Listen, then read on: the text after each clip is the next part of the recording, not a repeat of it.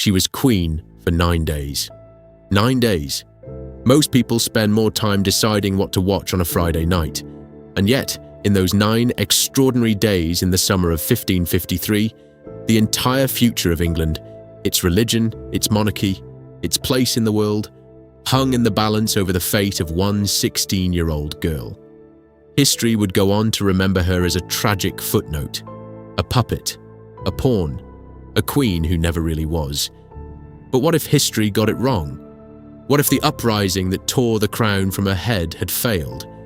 What if Lady Jane Grey, frightened, devout, brilliant and utterly unprepared, had looked out from the Tower of London and realised she was going to survive? What would England look like in a world where the 9 days never ended? Today, we found out.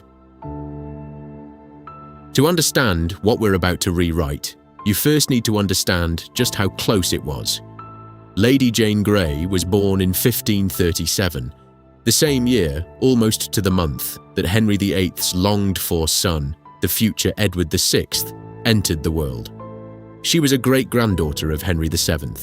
She was raised in the most rigorous Protestant intellectual tradition England had ever produced.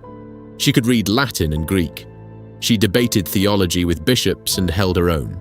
She was, by any measure, a remarkable young woman. She was also, entirely against her will, a political weapon. When the boy king Edward VI lay dying of tuberculosis in the summer of 1553, the men around him panicked. Edward was a fervent Protestant. His half-sister Mary was a devout Catholic who had already made clear she would reverse every religious reform her father and brother had put in place. To the Protestant establishment, led above all by the powerful Duke of Northumberland, that was unthinkable. So they reached for Jane. She was married off to Northumberland's own son, Guildford Dudley, in a match she reportedly despised. Edward rewrote his succession, bypassing both Mary and Elizabeth as illegitimate. And when Edward finally died on the 6th of July, 1553, Lady Jane Grey was proclaimed Queen of England. She wept, by all accounts, when they told her. And then, 9 days later, it was over. Mary Tudor swept into London on a wave of popular support. Northumberland's armies melted away. Jane was imprisoned in the Tower, and within months, she would be dead, executed on the 12th of February, 1554, at the age of 16 or 17. But here's the question that has haunted historians for centuries. What if it had gone the other way? If you enjoy Tudor history, alternate timelines, and the moments that could have changed everything, make sure to like this video, subscribe, and turn on the notification bell. We release new deep dives every week, and trust me, you don't want to miss what's coming next. Now, let's rewrite history. In our alternate timeline, the pivot point is simple. Northumberland's gamble holds.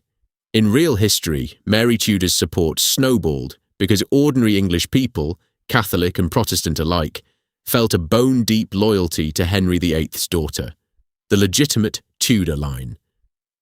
Northumberland was widely despised as an ambitious schemer, and backing Jane felt like backing him. But what if the council had moved faster? What if Northumberland had secured the key ports before Mary could rally her forces in East Anglia? What if 1 or 2 of the wavering nobles had stayed loyal just a few days longer? It's entirely plausible. The margins were razor thin. In our timeline, Jane stays on the throne. Mary's rebellion collapses before it reaches critical mass. The Catholic nobles who rode to her banner are arrested. And suddenly, the Protestant establishment finds itself in an extraordinary position. They've won. But now comes the hard part. Because here is the problem that nobody in Northumberland's circle had fully solved. Lady Jane Grey herself. This was not a woman who wanted to be queen. She had refused the crown initially. She had reportedly cried. And yet, and this is crucial, once she accepted the role, contemporary accounts suggest she displayed a steely, unexpected competence. She pushed back against Northumberland. She refused to make her husband king. She issued proclamations in her own name. There is a version of Jane Grey who, having survived the first crisis, begins to grow into the role. Who learns, as Elizabeth would later learn, that survival requires cunning as well as principle. That is the Jane Grey we follow from here. If Mary's rebellion fails, what happens to her? This is one of the most agonizing questions in our alternate timeline, because Mary is not just a political threat. She is Henry VIII's daughter. She is beloved by much of the English population, and she is, technically, royal blood. Executing her would be enormously risky. It could trigger the very Catholic uprising Jane's government most fears. Our best guess? Imprisonment, followed by managed exile, probably to the Spanish Netherlands. She had strong ties there through her mother, Catherine of Aragon's Habsburg family. Philip of Spain, who in real history would become her husband, might instead become her diplomatic protector in exile, arguing for her rights without wanting to start a war over them. Mary, stripped of any realistic hope of the English throne, would likely spend her remaining years in continental Europe. Without the terrible phantom pregnancies, without the burning of nearly 300 Protestants that earned her the name Bloody Mary, without the loss of Calais that reportedly broke her heart, would she live longer? It is possible she dies, in our timeline, a sad and forgotten exile. Not a villain, not a monster, just a woman history left behind. Now we get to the heart of it. What does England actually look like under Queen Jane? The first and most immediate consequence is religious. Jane is not cautiously Protestant the way Edward's early government was. She is fiercely, intellectually, passionately Protestant, closer in spirit to the Swiss reformers than to the careful English compromisers. In real history, she reportedly argued with her own jailers about theology while awaiting execution. This is not a woman who does things by halves. Under Queen Jane, the English Reformation accelerates dramatically. The prayer book is reformed. Catholic practices that had crept back in under the surface are stamped out with renewed energy. The more radical Protestant voices, the ones Elizabeth would later carefully manage, find themselves with real influence at court. But here's where it gets complicated. Jane is young. She is surrounded by men who want to control her. Northumberland is the most dangerous of these. But having survived the succession crisis, his position is now almost unassailable, at least for a while. The question of her marriage and her heirs becomes the defining political question of the early reign. Northumberland wants her bound to his son Guildford, but Jane, in our timeline, begins to resist more effectively. Guildford is kept at arm's length from real power, and as Jane grows older, as she moves from a frightened teenager into a young woman in her 20s, the balance begins to shift. She begins to rule. Think of it like a slower, quieter version of Elizabeth's own emergence. A queen learning, year by year, how to survive the men who think they own her. What about the other Tudor sister, the one who would, in real history, become the greatest queen England ever knew? Elizabeth's situation in our alternate timeline is fascinating and genuinely uncertain. She is not Catholic. She poses no religious threat to Jane's Protestant government, but she is royal blood. She is charismatic, and she is, by her very existence, a potential rallying point for anyone who wants to replace Jane. Most likely outcome? Elizabeth is kept close, watched carefully, given just enough comfort and honour to keep her quiet, but not enough independence to become dangerous. There's even a scenario, and this is speculative, but not insane, where Jane and Elizabeth find a kind of alliance. Two highly educated Protestant women in a world of scheming men. Two people who understood, in their bones, what it meant to be used as a political tool. Would Elizabeth ever become queen in our timeline? Probably not. If Jane has children, and we'll get to that, Elizabeth's claim becomes increasingly remote. She might live out her life as a respected but politically neutered princess. Brilliant, cultured, never quite unleashed, and the Elizabethan Age, the poetry, the exploration, the defeat of the Armada, the cultural explosion that defined late 16th century England, it simply does not happen, at least not in that form. History takes a different road. Let's zoom out for a moment and think about religion, because this might be where our alternate timeline diverges most dramatically from the world we know. In real history, Mary I's reign, however brutal, had one important effect. It made Protestantism feel like a cause. The Marian martyrs, the people burned at Smithfield, became symbols. Fox's Book of Martyrs turned them into saints of the Reformed faith. English Protestant identity was forged, in large part, through persecution. In our timeline, that crucible never exists. English Protestantism under Jane is the establishment from the start. It never has to fight for survival in quite the same way. It never develops that same fierce, martyred, us against them identity. Does that make it stronger? Or paradoxically, weaker? It almost certainly pushes England toward a more aggressively Calvinist model, closer to Scotland under John Knox than to the measured, deliberately ambiguous Elizabethan settlement of real history. The Church of England as we know it, that uniquely English compromise between Catholic and Protestant traditions, probably never develops. The long-term consequences for English culture, literature and identity are almost impossible to overstate. Every queen needs an antagonist. Elizabeth had Mary Queen of Scots, that beautiful, doomed, endlessly scheming rival who haunted her reign for nearly 30 years. And in our alternate timeline, Queen Jane has her own, the same woman, under very different circumstances. Here is something that tends to get lost in the traditional telling of Tudor history. Mary Queen of Scots was always a threat to the English throne, not just to Elizabeth's throne, to any Protestant monarch who sat on it, because Mary was, by strict Catholic logic, the legitimate Queen of England. Henry VIII's marriage to Anne Boleyn had been declared invalid by Rome, which meant Elizabeth was illegitimate, which meant the English crown should pass to the next Catholic claimant in the Tudor bloodline. And that was Mary Stuart. In real history, that argument was aimed at Elizabeth. In our alternate timeline, it is aimed at Jane, earlier, louder, and with far more force. Think about who Mary Queen of Scots is at this moment. She is not yet the tragic, weather-beaten exile of her later years. She is young. She is dazzling. She has been raised at the French court, the most sophisticated, powerful royal court in Europe, and she carries herself like exactly what she is, a woman who believes she was born to be a queen of multiple kingdoms. In 1559, she becomes Queen of France through her marriage to Francis II. For one extraordinary year, Mary Stuart holds the crowns of Scotland and France simultaneously, and styles herself Queen of England besides.